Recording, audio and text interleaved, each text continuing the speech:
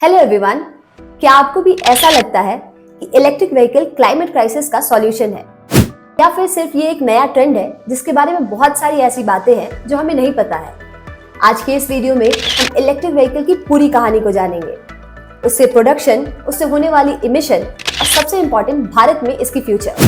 पिछले 10 सालों में इलेक्ट्रिक व्हीकल की संख्या 20,000 से बढ़कर 7 मिलियन तक पहुंच गई है और इसका सबसे बड़ा एग्जाम्पल हमें नॉर्वे जैसे देशों में मिलता है जहां पे लगभग 50% न्यू कार्स इलेक्ट्रिक व्हीकल्स होती है।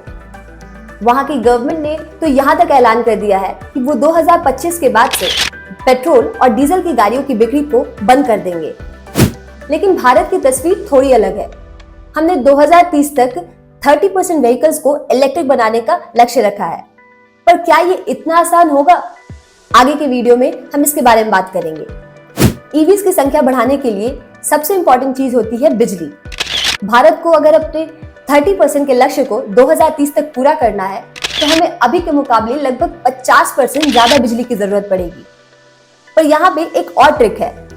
भारत की लगभग 60% बिजली की उत्पादन अभी भी कोयले से होती है, जिसमें ऑब्वियसली CO2 की इमिशन काफी हाई होती है। अब अगर हम इस हिसाब से सोचे तो हमारा क्या ईवीज का अपनाना एक प्रदूषण की जगह से दूसरे प्रदूषण की जगह पर शिफ्ट होना है? ईवीज को अक्सर ग्रीन माना जाता है, पर यहाँ एक बहुत ही इंपॉर्टेंट पॉइंट है जो हमसे मिस हो जाता है। इलेक्ट्रिक व्हीकल के प्रोडक्शन में, खास करके उसके बैटरी के प्रोडक्शन में, डीजल और पेट्रोल की गाड़ियों से लगभग 70% ज्यादा CO2 का इमिशन होता है।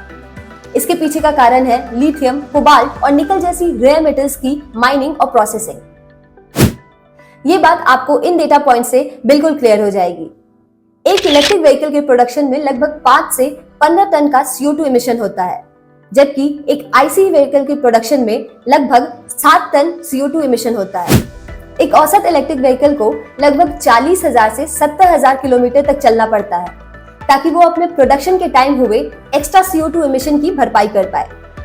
अब ये बात इतनी इंपॉर्टेंट इसलिए हो जाती है क्योंकि भारत जैसे देश में, जहाँ पे हर साल लोग औसतन 10,000 किलोमीटर ड्राइव करते हैं, वहाँ उतना डिस्टेंस कवर करने में लगभग 5 से 7 साल लग सकते हैं। सिर्फ CO2 एमिशन ही नहीं, इलेक्ट्रिक व्हीकल्स की बैटरी को बनाने के लिए भारत के लिए रॉ मटेरियल्स की अवेलेबिलिटी एक बहुत बड़ा प्रॉब्लम है। भारत लगभग अपनी 70% लिथियम ऑस्ट्रेलिया और चीन जैसे देशों से इंपोर्ट करता है और भविष्य में जैसे जैसे इसकी डिमांड बढ़ेगी तो इसकी कीमत और सप्लाई चेन पे भी बहुत असर पड़ने वाला है। ये सारी प्रॉब्लम सुनकर हमें ये लगेगा कि इलेक्ट्रिक व्हीकल बिल्कुल बेकार है, पर ऐसा नहीं है। इलेक्ट्रिक व्हीकल जब रोड पर चलती है तो वो डीजल और पेट्रोल की गाड़ियों से लगभग 70 से 80% कम CO2 इमिशन करती है और इससे हमारे लोकल एनवायरनमेंट पे भी एक पॉजिटिव असर पड़ता है। इलेक्ट्रिक व्हीकल डेफिनेटली एक बहुत ही इंपॉर्टेंट स्टेप है क्लाइमेट क्राइसिस के सॉल्यूशन के लिए। International council of clean transportation के एक रिपोर्ट के अनुसार इलेक्ट्रिक व्हीकल सबसे तेज तरीका है मोटराइज ट्रांसपोर्ट को डीकार्बोनाइज करने का, पर इससे हम अकेले नेट जीरो इमिशन के लक्ष्य को हासिल नहीं कर सकते। इसके लिए हमें ईवीज के साथ साथ शेयर्ड मोबिलिटी, पब्लिक ट्रांसपोर्ट और सोलर और विंड एनर्जी जैसे सॉल्यूशंस पे भी काम करना होगा। अब आपकी बारी, आपका क्या मानना है?